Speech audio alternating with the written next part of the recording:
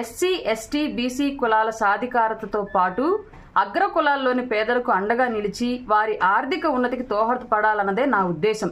కులాలను కలిపే ఆలోచన విధానంతో అందరూ ఒక తాటిపైకి రాగలరని విశ్వసిస్తాను. తూర్పు కాపు, మత్స్యకార, శెట్టి బలిజ, గౌడ, కొప్పుల వెలమ, పద్మశాలి, దేవాంగ, విశ్వబ్రాహ్మణ, నాయి బ్రాహ్మణ, రజిక, కాళింగ, ఒడ్డెర ఇంకా మొదలగు బీసీ కులాలు, సంఖ్యాబలం లేని ఎంబీసీ, మాల, మాదిగ, రెల్లి, ఎస్సీ ఉపకులాలు, ఎస్టీ కులాలను కలుపుకొని అడుగులు వేసే సమర్థత కాపులకి ఉంది కాబట్టే పెద్దన్న పాత్ర తీసుకోవాలని కోరాను. అందుకు అనుగుణంగా కాపు యువత, మహిళలు, విఘ్నులు నడుం బిగించారు. కులాలు, వర్గాల మధ్య ఎన్ని అపోహలు ఉన్నా ప్రజలందరి కనీస అవసరాలు, కనీస ప్రయోజనాలు సాధించుకునే క్రమంలో అందరూ కలిసి నడవాలి. రాబోయే ఎన్నికల్లో కాపులు ఖచ్చితంగా నిర్ణయాత్మక, క్రియాశీలక పాత్ర పోషిస్తారు. ఈ విషయాన్ని ప్రతి ఒక్కరూ గుర్తించారు. కాబట్టే కాపులలో అంతర్గత విభేదాలు తీసుకువచ్చే క్రమంలో వైసీపీ కుట్రలకు తెరతీసింది. కొందరు కాపు పెద్దలను జనసేనపైకి ప్రయోగిస్తోంది. జనసేన పైన, నాపైన సామాజిక మాధ్యమాల్లో విషపు రాతలు రాయించడం, అపోహలు సృష్టించే తప్పుడు వార్తలను కేవలం కాపు సామాజిక వర్గం వారి మొబైల్ ఫోన్లకు మాత్రమే పంపడం లాంటి దుశ్చర్యలకు ఒడిగడుతోంది. ఆంధ్రప్రదేశ్ రాష్ట్రంలో జరగబోయే అభివృద్ధిలో కాపులు ఖచ్చితంగా పెద్దన్న పాత్ర పోషించాలని నేను బలంగా విశ్వసిస్తాను. రాష్ట్రంలో పట్టాలు తప్పిన పాలనను సరిదిద్దే క్రమంలో కాపు సామాజిక వర్గం పెద్దన్న పాత్ర పోషించాలని గురుతర బాధ్యత వహించబోతోంది. రానున్న సార్వత్రిక ఎన్నికల్లో జనసేన, తెలుగుదేశం పొత్తుకి శ్రీ నరేంద్ర మోడీ ఆశీస్సులు ఉన్నాయి. ఈ ఆశీస్సులతోనే రాష్ట్ర అభివృద్ధి కోసం ఇరుపక్షాలు ఒక విశ్వసనీయ పొత్తుతో అడుగులు వేస్తున్నాయి. ఈ క్రమంలోనే నేను ఏ నిర్ణయం తీసుకున్నా, ఏం మాట్లాడినా అందుకు ఒక బలమైన హేతువు ఉంటుంది.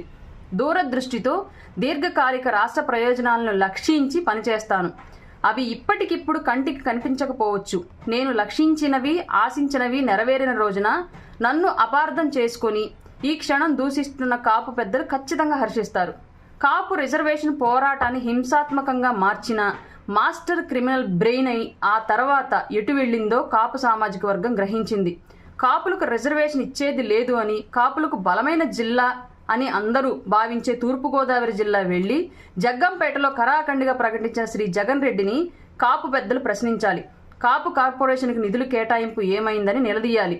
సంక్షేమ పథకాల ద్వారా కాపులకు వెళ్లే లబ్ధిని కూడా కాపు కార్పొరేషన్ లెక్కల్లో చూపించడం ఏంటని అడగండి. ఈడబ్ల్యూఎస్ రిజర్వేషన్ కాపులకి ఇచ్చిన కోటాను తొలగించిన వ్యక్తిని ప్రశ్నించాలి. కాపులను కాపు నాయకులతో తిట్టిస్తూ తూలనాడిస్తున్న వ్యక్తిని కాకుండా నన్ను దూషించడం వల్ల ఎవరికి ప్రయోజనమో గ్రహించాలి. నేను ఇంకా శాసనసభలోకి అడుగుపెట్టలేదు. నాతో పాటు ఎమ్మెల్యేలను తీసుకువెళ్లే రాజకీయ ప్రస్థానంలో ముందుకు వెళుతున్న నాకు ముందరి కాళ్లకు బంధాలు వేయించాలని చూస్తున్నది ఎవరో ప్రజలు గ్రహిస్తూనే ఉన్నారు. కుట్రలు, కుతంత్రాలతో అల్లిన వైసీపీ వలలో చిక్కుకోవద్దనేది నేను గౌరవించే కాపు పెద్దలకు సవినయంగా విజ్ఞప్తి చేస్తున్నాను.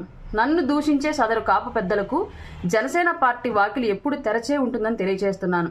వైసీపీ ప్రాయోజిత విషపూరిత ప్రచారాలను, తప్పుడు అభిప్రాయాలతో కూడిన విశ్లేషణలను, వార్తలను విశ్వసించవద్దని కాపు సామాజిక వర్గంతో పాటు ప్రతి ఒక్కరికి విజ్ఞప్తి చేస్తున్నాను. ఆంధ్రప్రదేశ్ రాష్ట్ర సర్వతోముఖాభివృద్ధిని ఆకాంక్షిస్తూనే నిర్ణయాలు తీసుకుంటానని తెలియజేసుకుంటున్నాను. ఇట్లు పవన్ కళ్యాణ్, జనసేన పార్టీ అధ్యక్షుల వారు.